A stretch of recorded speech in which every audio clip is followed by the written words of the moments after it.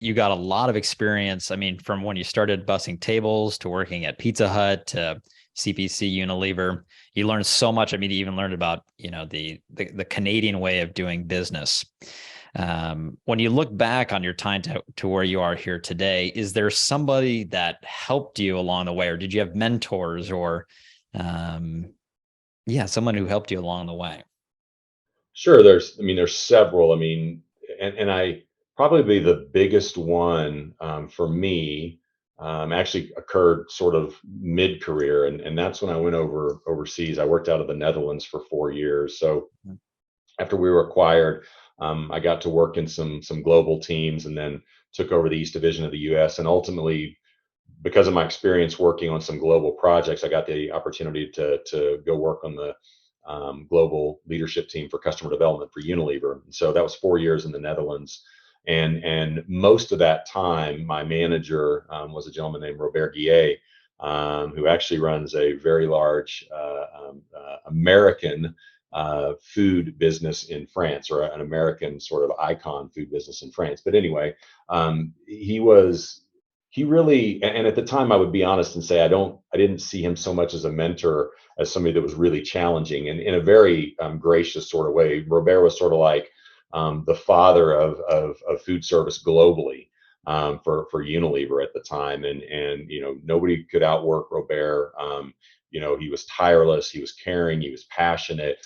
But one of the things that Robert really challenged and taught me was the idea of simplicity. You and I can still hear him. You have to make things extremely simple, and that's important anywhere. But in an organization where you've got 2,500 selling people spread across the globe, it's even more important. How you translate that language-wise is one thing, but how you make the message very simple is an entirely different thing, and that really sticks with me today.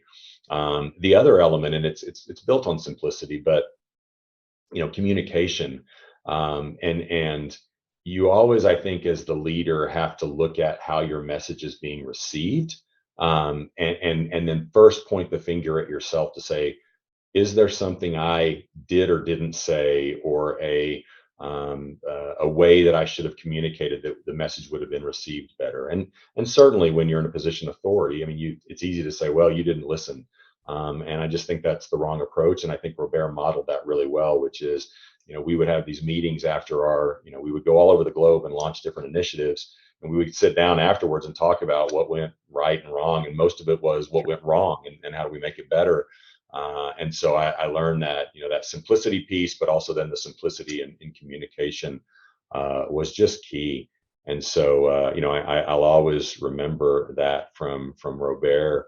And then the second thing was, or the third thing, I guess, was really around just the art of negotiation, and not negotiation in terms of the win-loss piece, or you gain business or you lose business, but just the amount of work and preparation and scenario modeling and worst case scenario, and all these kinds of things, and approaching it from so many different ways.